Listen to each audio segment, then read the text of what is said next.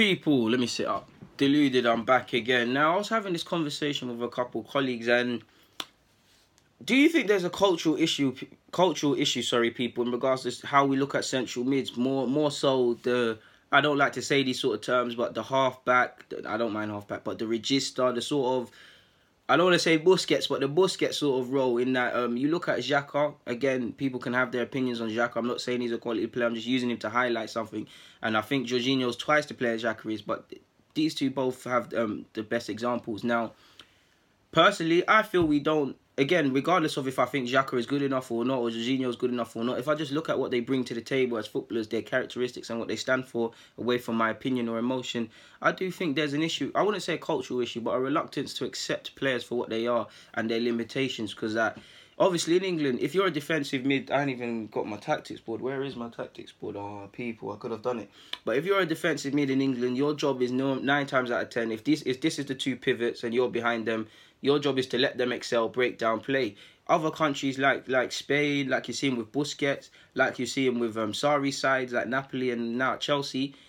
Arguably, this is the most creative player now, because he's got to receive the ball off the centre half. So it's a cultural thing. We're looking at it as someone that's meant to clamp, break down, play, sort of black boots, no tape, does what it says on the can, sort of man. And then in these countries, they're looking at these guys as a sort of playmakers essentially. And arguably, you could say, most important to the side. I don't want to discredit England because we all could praise Makelele and players that did the dirty work, but it just feels like we judge players on different principles. Because if you look at Xhaka now, I watched Xhaka in Germany. I still believe his strengths are clearly on a ball. He can dictate tempo. He's got a good short and long range of passing. Like, again, away from my opinions on the player, this is him. This is what his strengths are. He's described himself as a false 10, and if you was to look at him in Gladbach in Switzerland sides, they've got a very compact side. I wouldn't say narrow, but the side is built in a way to make up of, and it still shows, but make up of his deficiencies with his lack of agility, his lack of pace. He's got Zakaria, he's got wingers, he's got people built around him.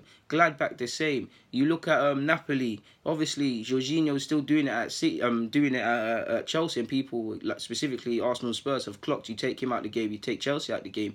But you look at his Napoli side, you had runners around him, you had pace around him, you had people that could make up for his defensive shortcomings. Not that these lot cowered away from defensiveness. You had Allen that was breaking down play.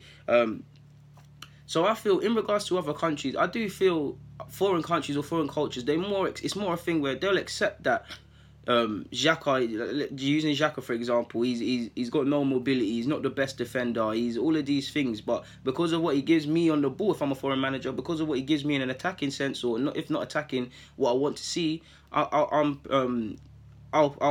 persist with it, sort of thing. The same goes for Joringho, more or less. If that happens in England, you get them out. Like, they'll accept Xhaka and Joringho. Okay, these lot will never defend. Let me build a team around them. Let me put some workhorses around them. Let me coach the fullbacks or possibly the forwards in a way that we can get away with Jorginho's defensive frailties or things like that. Not that I'm not saying these players don't, because I feel Xhaka I don't want to say he's improved, because you're seeing the same poor headers, you're seeing the same runners, you're seeing the same nonchalant passes, but he's improved a bit defensively. Joringho puts in his work. So yeah, it feels like a bit of a cultural thing, in that if that was in England now, we'll say, oh, he's not good enough, he's not this, he's not that, and we just see a player that's near the centre halves and think, okay, they need to break down play. Now, I'm not excusing Joringho or Xhaka, I'm only saying their names because I'm using them as examples. They still got to be able to do other things with midfielders, but it just feels in foreign teams, they look at their clubs a bit more, or their players a bit more, as a piece of a puzzle. Okay, if I get this player and I build the team around him for this, then he can get the best out of that. Where we look at it as that, it's what you say on the tin. Even if you keep Xhaka as an example, like I said, Xhaka's strengths are passing. He said he's a false 10. A lot of people speak about Aaron Ramsey and Ozil not being allowed to be in the same team because of the gaps that would open. But they say this and completely ignore Xhaka. Xhaka clearly gives Unai Emery what he wants in terms of dictating or something. But he's a passenger essentially with all three as well. But what's the point I was going to make? But like I said, he called himself a false 10. People saw the fact that Xhaka stays in occupies a position where he gets the ball off the centre halves, They saw the fact that he has a fiery temper because of probably how he's grown up and just how his personality is. They saw a fiery temper and they saw Kante and they ran with the comparisons. They couldn't be any different. Kante is someone that would be paired with Xhaka. Xhaka is someone that would be paired with Kante, away from what you think of either player. Clearly, Kante is three times the player Xhaka is. But in the sense that Xhaka's strengths are better than Kante's in an offensive sense. Kante's definitely better defensively. They would work well in the pivot. How they are compared with each other is beyond me. It makes no sense, sort of thing. They saw a fiery temper and thought, yeah, and possibly red cards and things, and thought, yeah, he's someone that's going to break down play, do this and that, and it's the furthest thing from the truth. Even if you look at Xabi Alonso to a degree, now I'm not going to say people in England weren't rating Xabi Alonso, because we were, but nobody can tell me that he was I was holding him in high regards. If I was making vids, you could see me school days, I was saying this is one of the most underrated Premier League Spanish players to kick the ball here. When he was playing in England, people rated him, but definitely when he went to Munich and Madrid, possibly because of the club and what they won, he was held in higher regards. If you remember when he was in England, and I don't know why, but Benitez was trying to sell him to get Gareth Barry, and people were backing it. People were calling for it. They then go and see what he brings to the team. Now, Alonso is better, way better than Xhaka and Joringho defensively. He clearly is good. But would you say tackling is a strength? A strength of Alonso's. Key word, strength, people. Being able to do it doesn't necessarily mean it's a strength. And it's not a bad thing that he can't, because his strengths are way better. Building, dictating, being a leader, all of these things. People might, if Xabi Alonso had a bad game or something, they'll look past all of that. Do you get what I'm saying, people? Busquets as well. Busquets can clearly tackle. Busquets is very smart at drawing fouls, at strategically fouling to break down opposition's play. But would you say that's Busquets' strengths? Or if you was to ask him, like Alonso, if you was to ask them their strengths as footballers, would they name tackling? I don't think they would.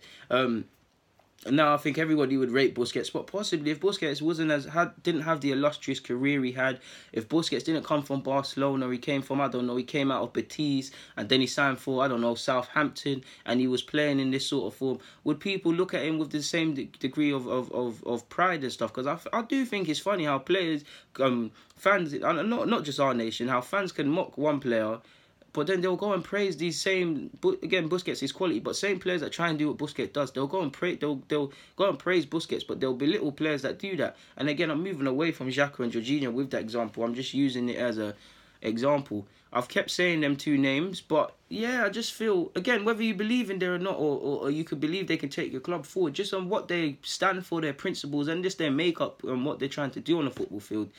I don't know, man. I think it's more accepted in foreign countries than it is in England. We kind of expect players to be, I wouldn't say the complete package, but the complete package. Or if not, you want them to do stuff like, let's look at Lampard. I think Lampard was amazing. Lampard was a complete player. I think he could dictate tempo as well. I do think, obviously, teams were built around him at times to label him to go forward and become the goal-scoring midfielder he is. I've seen people say that this guy wasn't complete, he couldn't dictate, his passing was average, he was just a goal-scoring midfielder. Like, being a goal-scoring midfielder is a bad thing, but you get it, people. People either praise you for that one outstanding attribute, or they use it to mock you. Do you get it, people? It makes no sense, but yeah, man, football is football, innit? And I don't know the point of this video, the point I was trying to make, but I thought surely it's got to be a decent talking point, or surely you guys have thought about similar. I can't be alone in this, but people... deluded. Comment, subscribe, and do the rest. I'm out.